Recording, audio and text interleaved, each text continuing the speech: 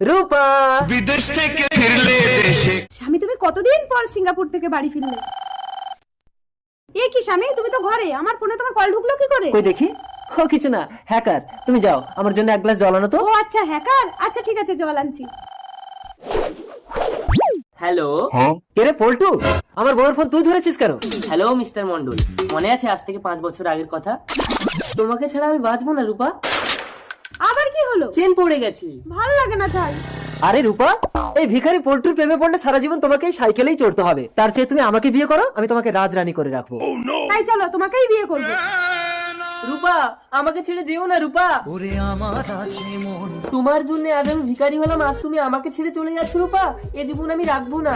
তারপর আমি রূপাকে না পেয়ে গলায় দড়ি দিয়ে আত্মহত্যা করলাম। আর তুই রূপাকে বাড়ি রেখে সিঙ্গাপুর গিয়ে চাকরি করছিস। এখন আমি তোর রূপ নিয়ে রূপার কাছে এসেছি মরবো বলে। তারপর তুই মজাটা দেখ। পল্টু আমি জল